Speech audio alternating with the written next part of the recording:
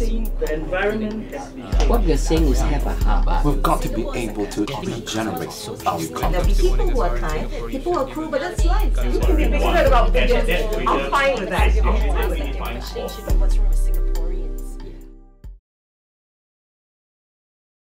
Let's talk about misperceptions and perceptions of HIV and AIDS. Okay, some of the prejudices.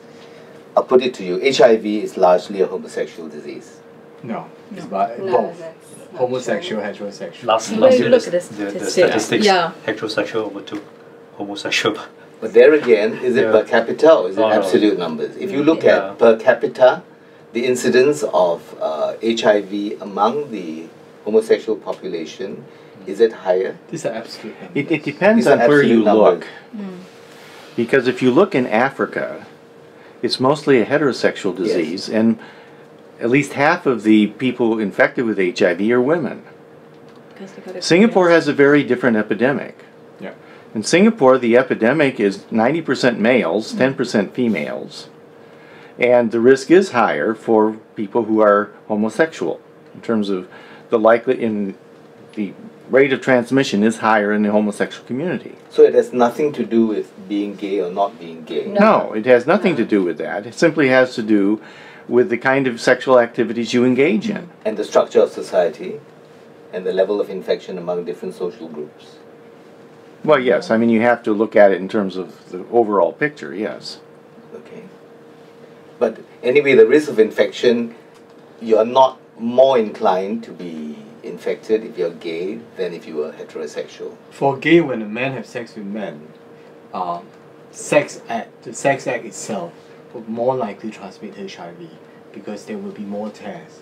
And statistically, it's up to 10 times more. But No, see, they're it's talking now anal of sex anal that's the penetration problem. versus coital penetration. Yeah, it's anal sex that's a problem. It doesn't make any difference if you're gay or straight. Anal sex, has a high rate of transmission. Correct. Correct. Okay, and there are many heterosexuals who practice anal sex. So they're at exactly the same level of risk, as two men practicing anal sex. So it's the activity that's important and not your particular sexual orientation. Okay. And men don't get pregnant. Mm-mm. There's not as much need for condoms, if you see where I Okay. understand. Yes. Then let me move on to another area, and this is the prejudices that family members, your friends, and your workplace members have for somebody who has HIV. And I want Avin to talk about this. Have you faced any sort of difficulties that now you have declared yourself as an HIV? No, actually, it's quite smooth sailing so far. I'm not the best representation. I've come to realize, and is it because Singapore society has changed, or is it? I believe. Well, I think I'm just lucky to have a group of friends, and also my family members. They're a bit more. They're more educated, and have taken the chance to educate them, or to choose carefully who I disclose to. But You have disclosed this to everybody. yes, well, not everybody. You'll be surprised that there are a lot of people who haven't heard of my name, or they don't know who I am. I'm not a celebrity. Yes, I've been on some print and TV, but it's relatively people always, I can still go to talks and give talks, and people haven't heard of who I am. And you have faced no prejudice from your family, So your far? workplace? So far, well, my workplace, they can't. I work with Avin. They have absolutely no choice but to.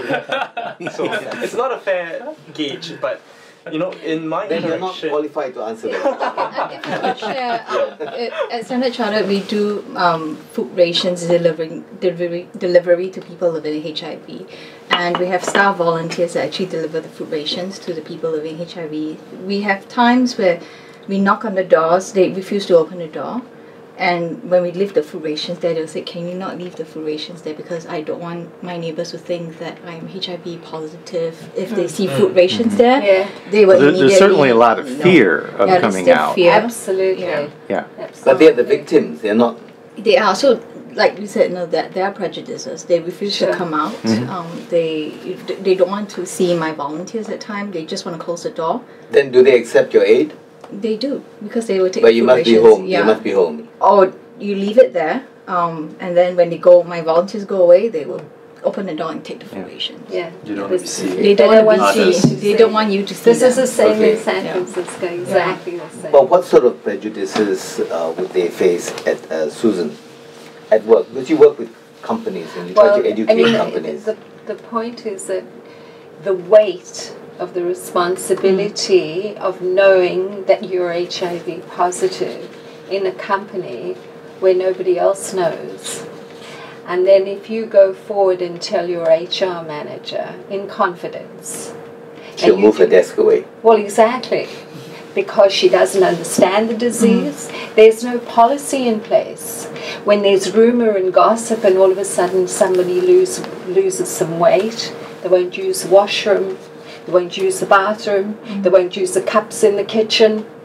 They're frightened, there's gossip, there's rumor. And all this is so unnecessary. If everybody was educated, then, you know, maybe they won't all be pals with you, but at least there's no gossip, and at least the whole thing is out in the open. And if you have a policy in place and everybody knows exactly what is going to happen, there's going to be help, you'll be moved to another job when you can't cope anymore, and so on and so forth. You get flexi time, you get time off to go and see the doctor. So how sympathetic are Singapore companies in your experience? I've never been able to educate the majority of Singapore companies. You know, it's very difficult, extremely difficult. When we do get a chance, attitudes do change. When I think a couple of years ago, someone was made to move to a separate room. They can't use the pantry. They have to use separate utensils. But they still allow them to work within the community. So correct, but it's just a separate room. Okay. Yes, and their colleagues are calling in and worried that he's sneezing. If the central aircon system will I be infected that way? Things like that. It's just to be sure again, doctor. First of all, sneezing will not infect anybody. No, I can breathe in. It's fine. Okay. No, if not, you'll be in grave danger. I'm not afraid of you. It's a long process, and I think like AIDS Business Alliance, they're trying to change that. So there's like a three-pronged approach that they are adopting. First, education, and then the second would be a HR policy in place. Like we have one in the bank, we do not, have any discrimination. So even if you're HIV, you can have that policy, but do the people listen? Yes, they do, because we don't. You have one Singapore company, yeah? Yes. Well, I know Standard Chartered Bankers to be on my committee, so I'm very well know them. So I'm going to interject and say that seriously, I think since every company has problems and issues, there should be a mandate from the government. Of course. Okay, on the working policies for people living. Absolutely. Okay, if you're too lazy and you can't be bothered to make one for your own company, take the one wholesale from the government, and the government says if you have HIV, you cannot be discriminated. He has an equal chance of fighting for the job as someone who doesn't have. Okay. Take from us. But there's no anti-discrimination laws for anyone. Well, that's the point, and not only that, there's no the contract. The government has left it for the employer to have a contract with the employee. So the loopholes are just enormous. And also, people are too frightened when they contract HIV. They would rather leave the company than have it exposed. So should you even have the HIV test done when you actually go for a job interview? Well, it doesn't make any sense because it doesn't. It doesn't make it. It's never doesn't. made any sense. I mean, if you look at ILO policy, which is what I utilize in the majority of companies, SNF has guidelines now. They're not 100% the same as the ILO, but absolutely the ILO recommends no testing. It doesn't make sense. It costs money. You can be in the window period. You can get it tomorrow. So what's the point? It makes no point. Absolutely. Okay. But the most important thing is to have a policy of some description which allows people the ability to have some clarity, whether it's the HR person or the CEO. And I find if you can actually get the CEO on board, you can educate people. Yeah. Once I've done an introduction and I've explained HIV and they get it, you're in. I agree. But in the majority of cases, it's big multinationals that have taken me on. Or what I've done is I've worked with other countries and helped them set up a business coalition. That's sort of mostly what I've done.